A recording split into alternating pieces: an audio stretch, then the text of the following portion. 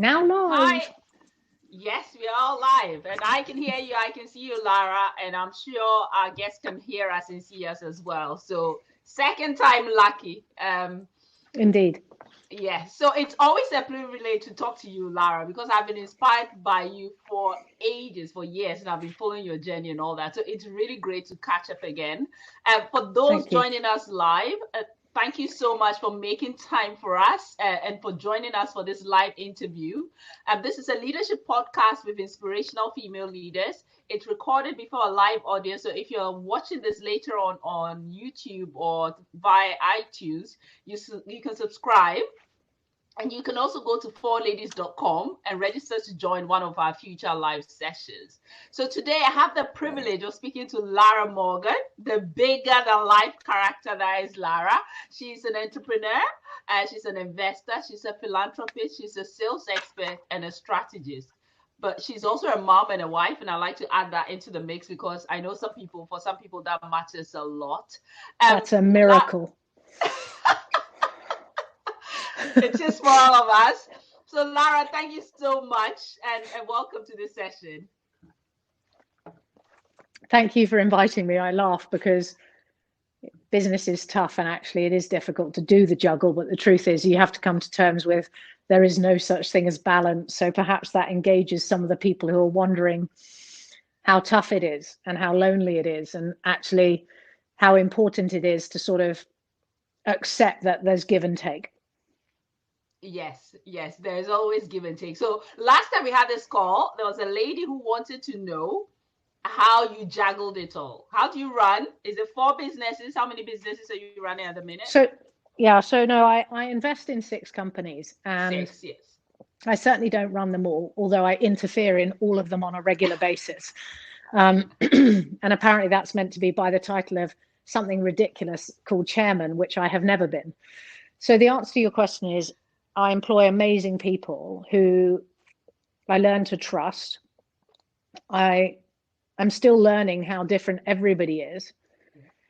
But the truth is all of those styles of differences between the different general managers and the individuals and the young and the old, oh God, and the more experienced, that is what brings richness, right? That's what brings variety, and it's what allows you to enjoy what you're doing and continue learning. So equally, to answer the question more appropriately, I'm ridiculously organized and planned. I'm an early bird, so I'm always up before the rest of the house, and that means that I try and. How early is that? How early do you wake up? Usually 6, sometimes earlier, but not often earlier.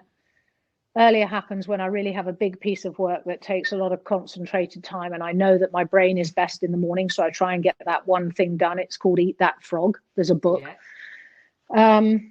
And then my husband will come down and we probably have morning coffee just after I've had a shower, and the truth is then we sort of ridiculously for the last year have kind of met around 11ish, and I might say to a meeting I'm going to be 8 minutes late because I've forgotten it's family coffee time.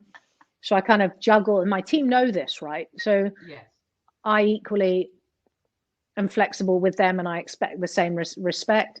But that also means that I may have been sitting in a chair for a while. So standing up and having coffee is also a physical need to sort of loosen up. And I may walk across to the garden area and, just get some fresh air to really invigorate my mind. I'm absolutely into mindful well-being. So that's why I'm standing in front of my QVC showpiece. But much more importantly, that piece of accepting that it's ferocious and sometimes really planning the yin yangs out of it. So, lunchtime, either half an hour lunch break, but a proper break off everything, trying not to do working lunch with the family again. That's always a juggle.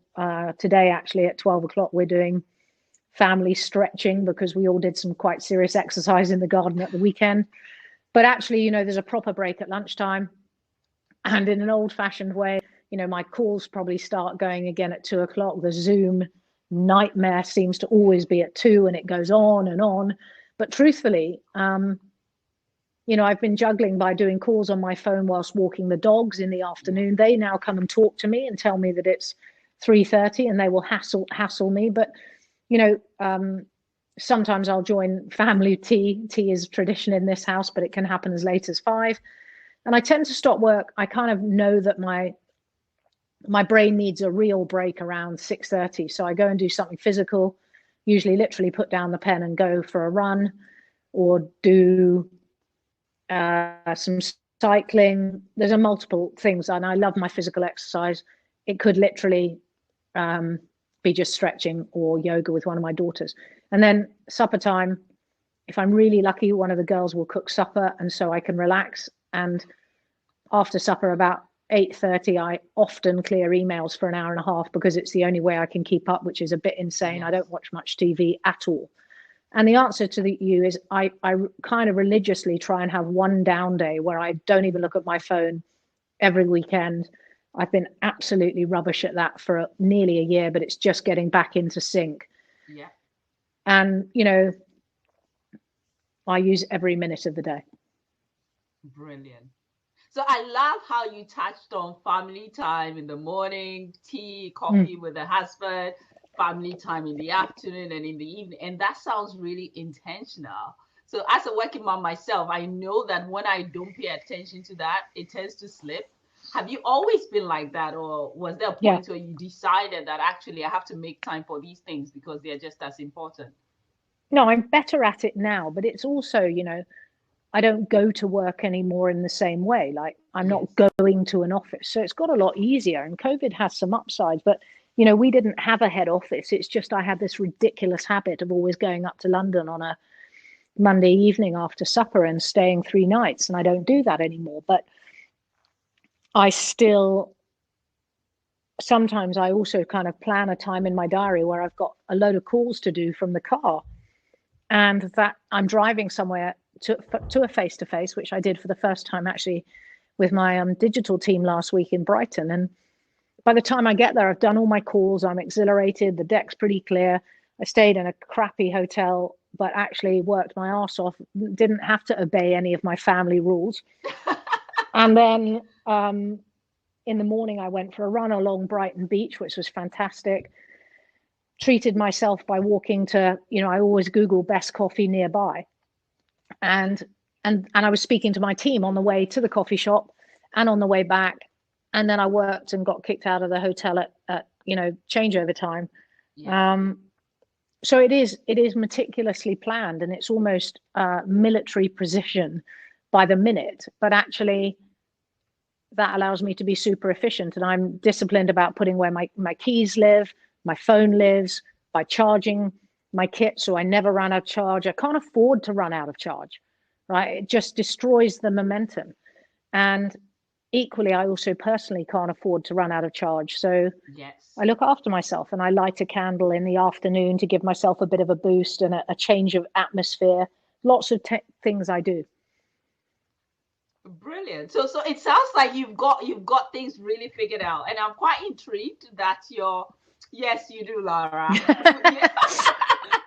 You're making I'm not perfect most by of any your time, means. but what I also love is that you're making time for the things that matter, because throughout COVID, we've seen it's not a bit. I mean, business has been impacted, but the things that we've found to be most that we've really missed are the connections with other people and family and relations and love, and you seem to have figured that part out as well as running your investment. So one of the things I'm really intrigued by is, you know, when you're picking an investment, what do you look out for? What do you look out for in the opportunity, and what do you look out for in the people you're looking to work with? That's a great question, because I wrote a blog on it, which I'm going to give to the Wealthier Network, because I'm absolutely passionate about women being more outspoken about wanting investment, deserving investment, working through investment, and being grown up about investment. And I think whilst women are very good at studying, that doesn't include me necessarily. I was not as organized at school, for sure. And even though I like the person, if I'm then not today convinced of the product, i.e. it doesn't tick my sustainability box, or it isn't relatively local in terms of we can have human interaction, because I don't think digital is enough. It has to be affordable. Obviously, I have to feel that I can do a second investment or continue to support the business until I get it to a point where it's really going to grow. For me, it has to be global, as in, I'm very much global outlooking. We used to export to 110 countries, so I don't see the world as anything other than, a number of islands. Some are bigger than others. Some are better than others. Some are certainly more profitable than others. But actually what we have is a huge gift of the English language. So you can trade anywhere. There's no excuse not to export or to trade. And then not only is the synergy between me and the partner who the idea is about, but there has to be some kind of emotional gut stability that makes me go, I trust this person. I like this person. I want a relationship with the person that I could sit on an airplane to Australia and giggle and laugh and chat, because we have to be able to ride the good times and the tough times. And it's uncomfortable flying to Australia for sure. And then I think ultimately, if the product doesn't fit my health and wellness interests, then I don't just struggle. I simply don't invest. So for me, I'm not interested in food, and I know nothing about really, tech investment, but I do know direct to consumer PPC and ad spend ideas. And I've got good teams around Amazon, and I'm learning the game of how to manipulate price. And we very much focus and have been lucky enough to be a product company. But I also, 9 times out of 10, it's a product business. It's not going to be service. Yeah. So you stick to what you know, you stick to what you have experience in. I stick to what I think I know. So you've talked about liking this person you're working with. You've talked about, feeling you can get on. But what leadership qualities do you look for in this person? Because sometimes for a business to scale, it's down. The market can be good, the product can be fantastic, but the person can be a bottleneck. So do you look at people you can teach and grow, who can grow with the opportunity? How do you do that? Well, and particularly because you are forward women, it infuriates me that women say that they're very emotional with EI and they're able at reading people, but they're actually roughly a lot more anal about trusting people. Yes. And actually, if you don't trust people, you can't grow, because you can't do all the jobs, right? You can't know everything that's going on. That's ridiculous. And there are a lot of, frankly, over emotional people, particularly women in my experience, because the men are less emotional and maybe they don't have the same level of emotional intelligence. So try to be less emotional intelligent in some cases and just get your shit together and get on with it. Because if you worry about all the things that you can't control, you're going to go nowhere. And you are going to have to learn to trust people to scale a business. And you're going to learn to take, I would say, calculated risks. These are not pure risks. This is a calculated outlook where you know some stuff, you have experience, you have a gut feel. And ultimately, you employ greatness, because, if you can employ people that you really like and respect, then going with their judgment, which may not be the same way you would do it, doesn't mean it's wrong. And in fact, 9 times out of 10, let's be honest, my people are far more studied, far more educated, capable, rounder thinking, responsible, less hooliganish, less knee-jerk, less, they have fact and structure and data. And together we kind of find a happy medium. And the answer is, I think that's how you grow. So we've just come out of one of the toughest seasons that businesses and leaders have been in a while. And I'm wondering, what are you worried about? What are you excited about for this next chapter? Good question. I'm excited about everything because I'm like a small child. I like the fact, and I would love all the small businesses to see recession as an advantage. And when I say recession, some people have really had a rough time and others haven't. I've got an amazing, this Centered wellbeing brand with Mindful Barns. Centered is extraordinary, but sadly, we've grown off the back of a lot of people not having good sleep at night, not resting well, having restless feet, needing to feel an escape to the yoga mat. And equally, I have a yoga company called Yogi Bear. But actually, both of these products bring wellness into the home, right? So I'm hugely excited hopefully about a change in the workplace, a permanent change. Yeah. But unless women stand up and get counted, and unless they get stronger about partnership balance at home and who does what, then they'll get left behind. And I think they need to have a stronger voice and a better relationship with their partner to say, there's got to be better give and take, because I want my work. I need my work for my sanity.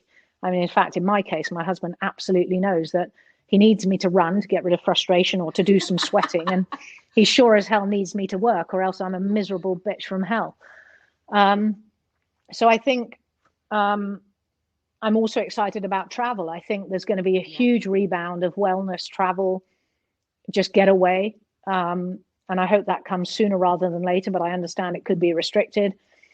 And I'm also excited about kind of, maybe I'm an optimist by trade, but maybe finally this is the kick that the very average retail high street needed to create experiential stuff and to really give a toss about the customer loyalty. So, you know, why wouldn't you? We've got a miniature balm like this, and, you know, why wouldn't you give the Focus Balm to gym members who are returning, or a Be Happy balm in miniature, or a, you know, and I think people can use their products to leverage opportunities and agility, and the small companies are in a better position to compete now, whilst the big companies are still trying to work some stuff out, I think.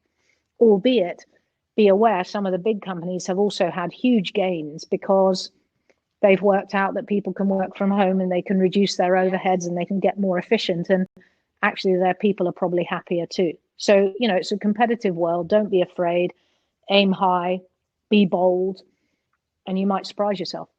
Yeah. So the recession is being called a she-cession because women have been hardest hit. 2.3 million women have left the workforce simply because we can't juggle working and looking after families, in some cases vulnerable families and family members. And as you said, in some homes, the care still largely falls to the woman to do that. Yeah. But some of us are resilient. We're still in the game. We're looking to make the most we can. So what advice do you give to someone who has been hardest hit by the recession? You've been psychologically demotivated. Your team has been battered. You know, we've lost people through furlough. We've lost people due to family, decisions that have been made. Money's been lost. And really, it feels like you're having to build again. And most of our members are telling us that I'm tired. I'm having to build again. I've been made redundant. I'm starting a business. You know, what can we do differently? How can we approach this new chapter? So I think that's a really sensible question, because I think you feel a bit like that. A boxing, what are those things that hang down? You know, you just feel like the cushion that's just constantly battered. And when you go through enterprise, the truth is, through enterprise growth, this is the journey. It isn't like this, right? There's just, you evolve.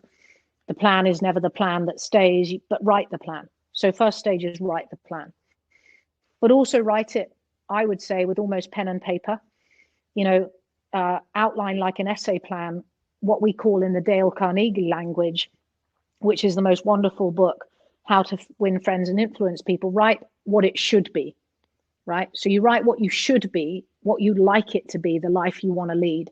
This was a real turning point in my life when I started planning properly.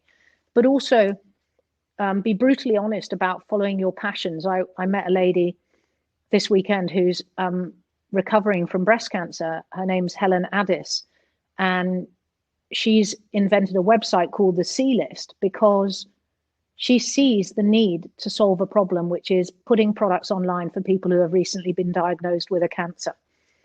And I think great business ideas come from people who genuinely want to solve a problem of their own. So my Gate 8 luggage business solved the problem by avoiding baggage check-in, by designing a bag that fits all overhead cabins except Ryanair. Albeit we do have now a bag that fits Ryanair. So we solved that problem. But Centered makes the brilliance of aromatherapy modern, portable. Here it is in my pocket, pocket-sized, miniature, powerful, enhancing day change transition. Why was that built? Because I used to get really frustrated going around the world and my oil's leaking and feeling in a crappy hotel room, which is pretty smelly. How do I change this? So, and in the same way that Kat Pither's Yogi Bear brand, is extraordinarily authentic, because genuinely I think yoga saved her life, and she believes in the statement of yoga for everybody and everybody. It should be accessible. So, you know, and we've seen acupressure sales grow. And I think the answer is that all of those examples say those people followed a passion in which they genuinely want to add community value, genuine product need. You know, I wish I could go and get it, but we've just invented a refillable candle. I am so excited. In fact, I'd love to send you this tiny little clipping, because this weekend my daughter and I were playing about, I wonder if it fits in this mug. And so, you know, for all those people that have broken mugs at home, oh my God, it fits. And it's like, I didn't even plan it that way. I planned for it to fit into this once it's used, right? So once the candle's gone, you whack it out. Anyway, you can follow that online. But my point is this, which is, it's also being inquisitive. So for all of those women that are feeling down and battered, if you're going to bite off the enterprise card, get used to that down and battered, because there are ups as well, and you trade the ups for the downs, and it's just tough shit, really. But and equally, I do think a grown-up conversation with your partner that says, this ain't fair. I'm not covering all of this just because I'm the female. You know, it's a halfway house. We have these kids together. So I think that's tough. And for the single mums, I employ a lot of single mums, because they are the best jugglers, the best organized, the most adaptive, solidly creative at solution finding. And I think you should look into yourself and start first with self-care. So of course, you know, use the Lara 20 code and buy a scented candle. And first of all, look at yourself and write down, what do you love doing? And then start doing it. Yes, I think for me, the pandemic has been an eye-opener, because I was rushing around trying to do everything, and I was enjoying it. And I got so used to being pressured that I didn't actually realize what it felt like to just wake up and have a nice, calm day. And so when the pandemic forced that on me, I realized that, wow, I don't have to do as much to get the same results. And actually, I like doing less.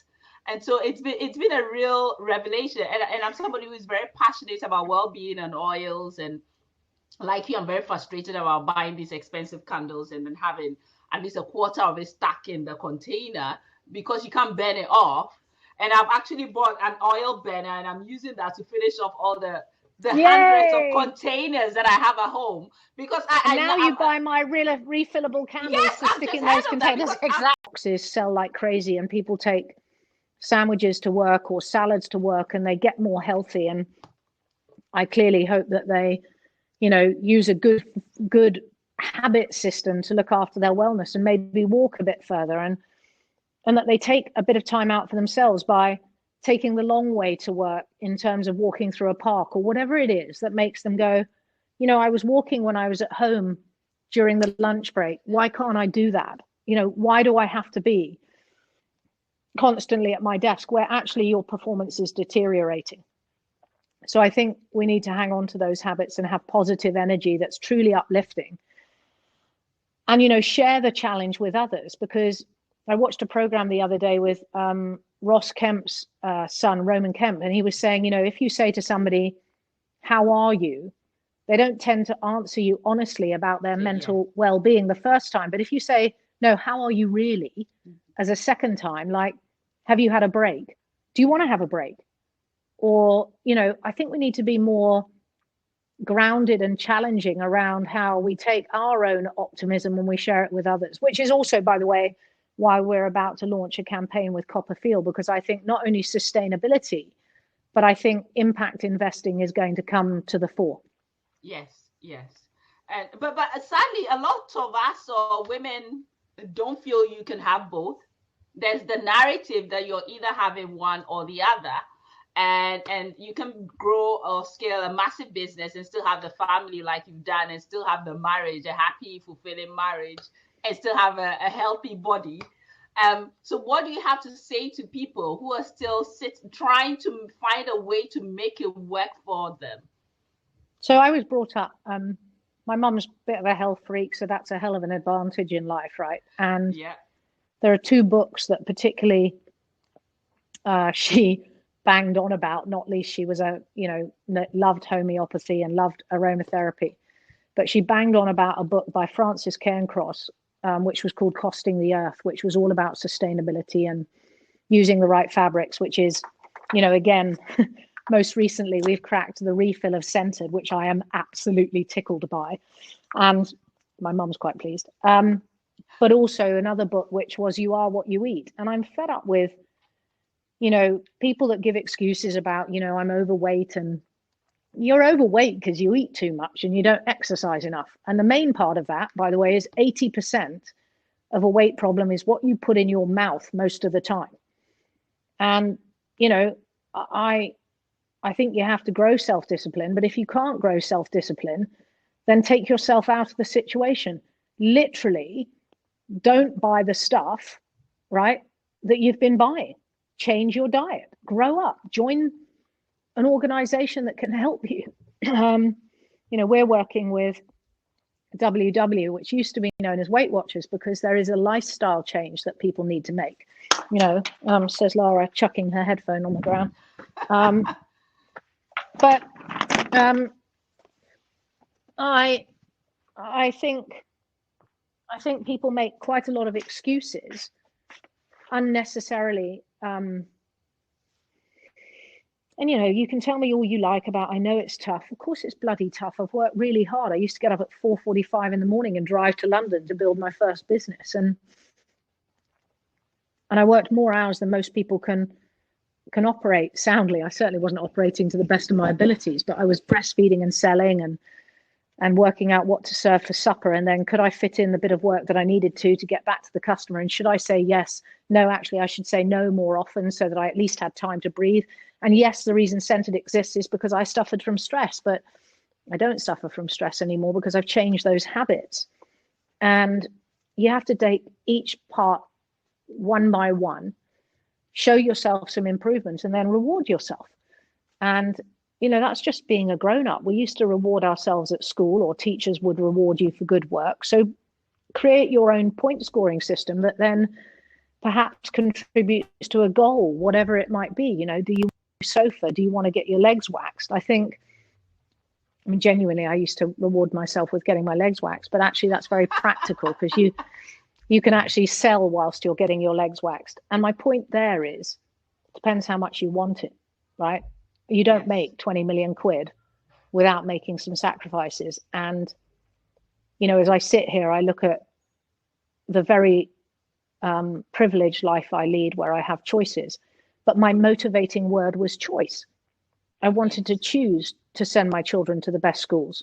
Now they've been in state schools as well, because actually I'm disappointed with the private school system. I wanted to choose where I lived and how I lived and what I ate. Yeah. When I grew up and my dad was going bankrupt, I saw my mum in tears sometimes because she might have been in the market and bought something, and she bought it at a discount and it went off, and she was disappointed and let down by the guy that sold the vegetables and the fruit. And I remember we used to then invariably get dragged back down to the market so that she could make a claim because he'd let her down and said it, so take charge. We have a choice. Make your choice. Yeah. But you know what? I wanted to go back to the bit you said about discipline and what you eat being what contributes you are what to your you weight. eat. Yes. Because you know what? Over the pandemic, I decided I had the COVID and I woke up and I thought my health is not optimum. And as much as I love the life I have, my health is going to compromise this if I carry on living this way. So my family has a history of diabetes. And I decided I was going to give up sugar. I wasn't going to wait till I got diabetes before I gave up sugar.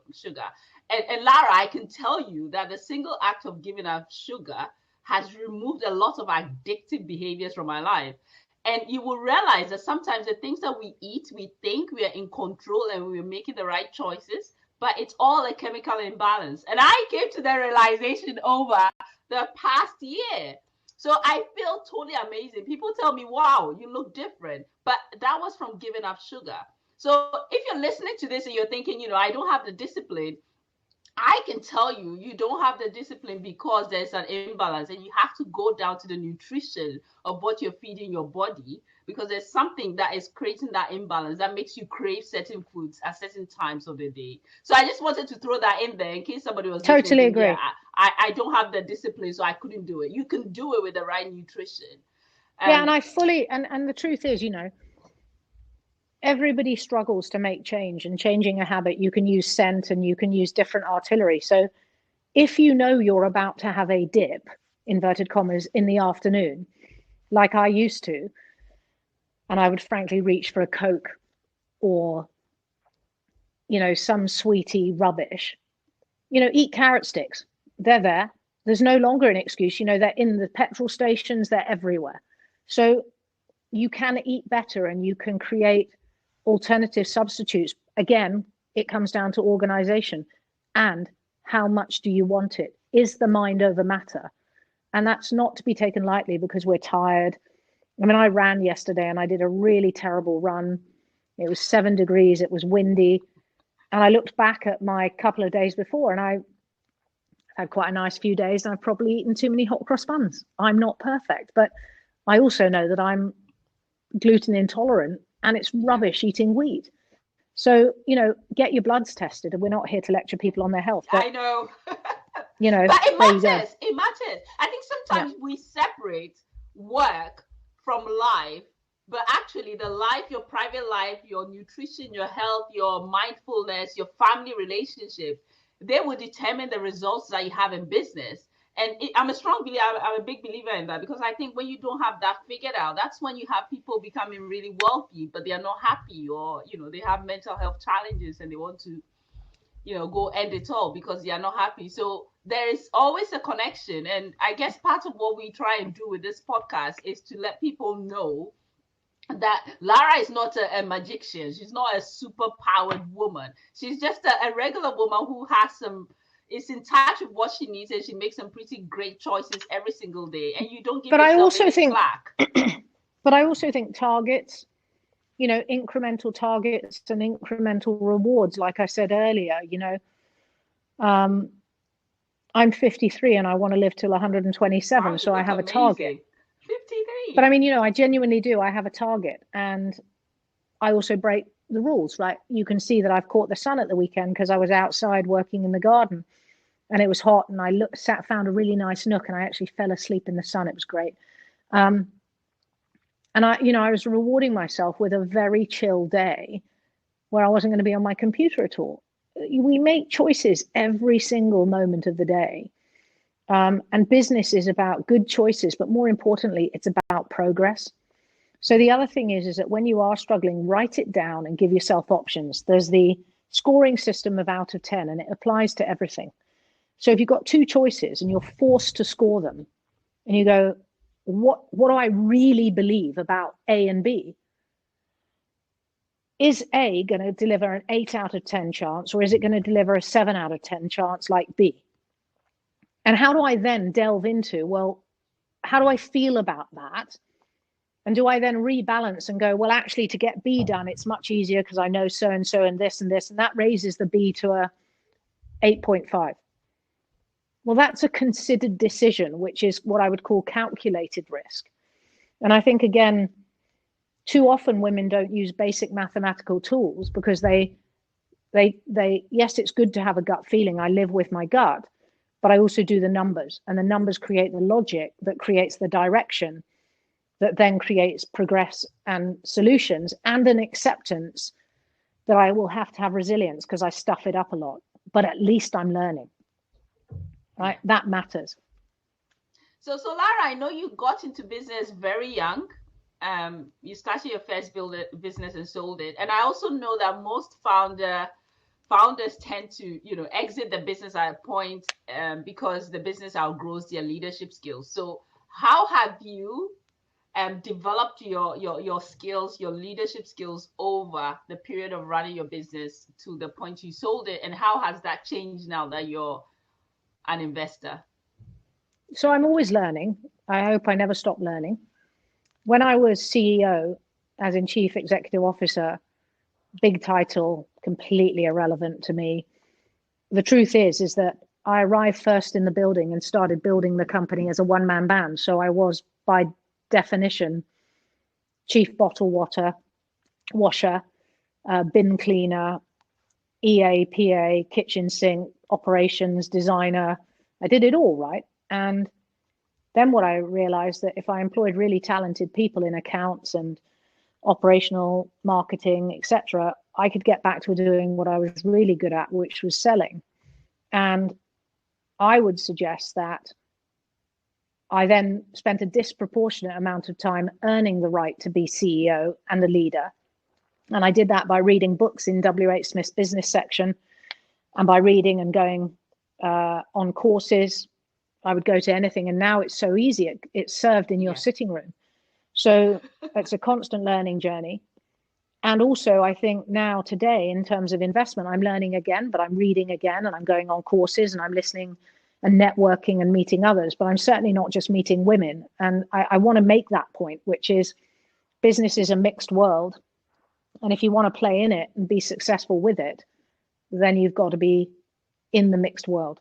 Yeah, absolutely. I agree with that. I think what we provide as a community is not a hiding place for women. It's supposed to be a support network, somewhere you can come when you're battered, somewhere you can have people that can empathize and understand what you're going through.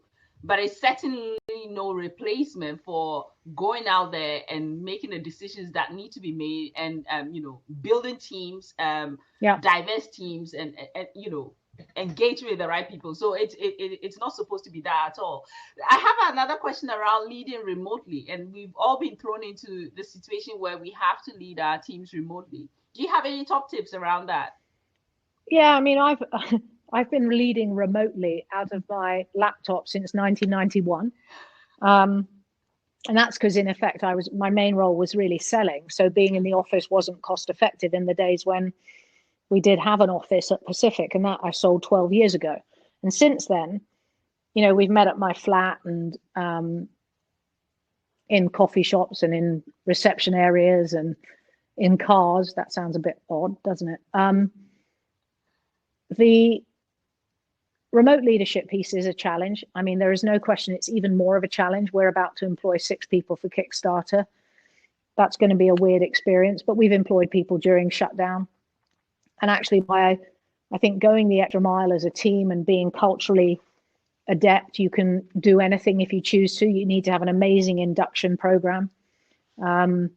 Induction really matters, having a plan, getting people to meet all the people in the business and understand their roles. By the way, when we have people on induction training, they have to do a test at the end of it, because that makes sure they listen when they're taking other people in the business's time, because those people are giving up their time generously to share their role and to hopefully embed the person's new journey in their new job. I think that you can send cards. We've had some amazing people buying scented gift sets, which we customize, and we put somebody's card in, or a general manager sends their notes. The best one yet is a guy who bought a whole load of candles. He picked the escape candle and said, "I know where you live, keep it up." And it was a really funny personal note to all of his staff, and he said something individual. And I think, it's that time of life in the world where we just have to be more dynamic and agile and a little bit more sensitive to good days and bad days. And hey, look, you sound like you need an afternoon off, or piss off early, it's Friday, the sun is shining, Poets' Day. And I think, if you just think a little bit harder, we're about to do an innovation day because we just want everybody not to be thinking daily grind emails. Yeah. So what can you do to break the routine but add value to your business? Those things are easy. And you've been doing that since 1991, you said? Yeah, since I had a laptop, which was genuinely 1991, and a brick of a mobile phone.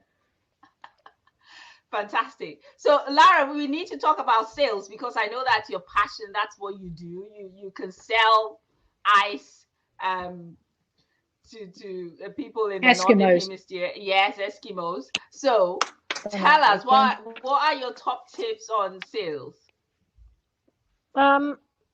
first of all, you need to have a strategy. I didn't even know what the word strategy meant. So the fact that I even say this now makes me giggle, but you can't just spray and pray like a shotgun.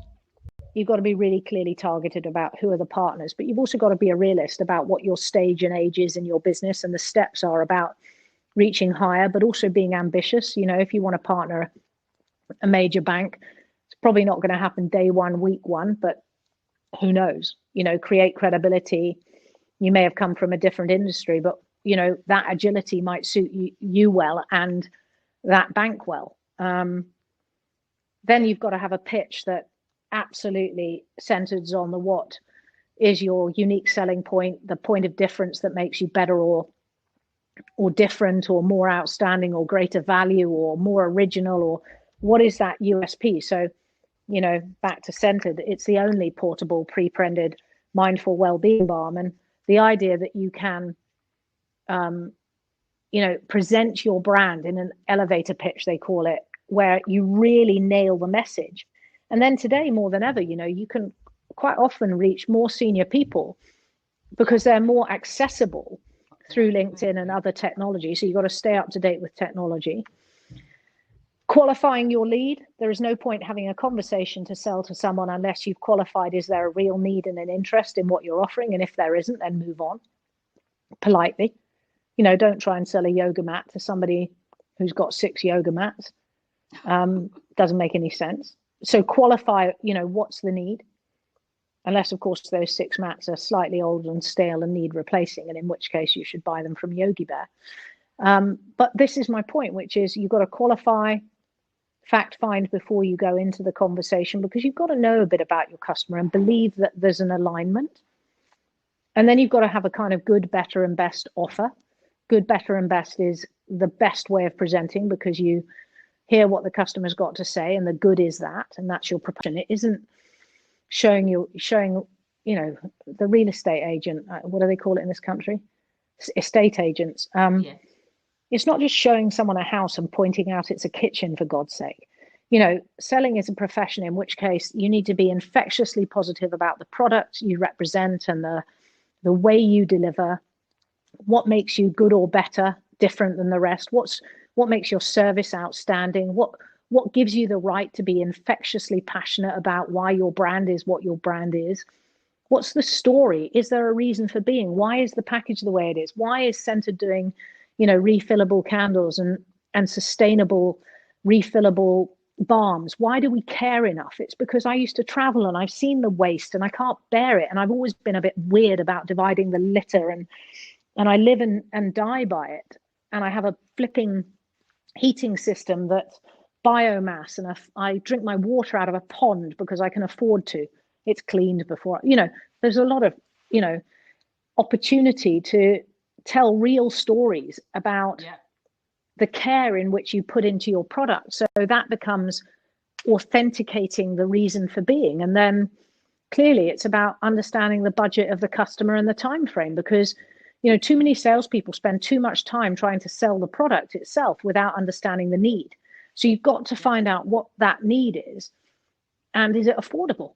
Because maybe someone can't afford your product at the price, but actually maybe if they bought more for a different reason and they understood it a broader usability, then there's a transition to actually, I really want to make this work and we'll work together on it as a team, because maybe there's an exchange of social interaction or an activation plan or a campaign support, and then you grow. Wow, that's a true masterclass. Thank you so much, Lara. Sadly, we're running out of time. We try and stick to 45 minutes so people can watch it. Can you give us, we like to end on a book. What book would you recommend that we read to help us get better as women at work, as leaders in the workplace? So the one, I'm going to be biased, and it's not relative to, it's relative to anyone. I think The Rainmaker, which is, I think is written by Jeffrey Fox. It's not the, it's not Jeffrey Archer. It's I think it's Mr. Fox. But if you just Google Rainmaker, it's a sales learning book. It's tiny. It's a coffee table book. If you're not doing that when you're selling, you're not going to sell. Fabulous. So thank you so much for joining us, Lara. Thank you for to our audience as well for staying with us. If you're not already a member of the Forward Ladies community, I really encourage you to head over to our website, forwardladies.com, and take up a free account. It starts from free.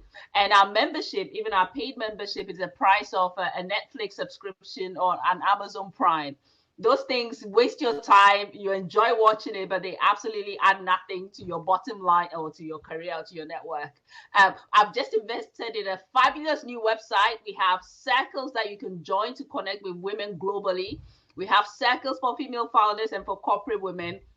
And I myself am there and would love to meet you and to connect with you. So I look forward to meeting you, and please subscribe if you're watching this on either iTunes or YouTube. And I look forward to getting to know you and hearing your story as well. So thank you so much, Lara. Thank you all for joining us. Goodbye for now. Thank you. Thank you. Hey.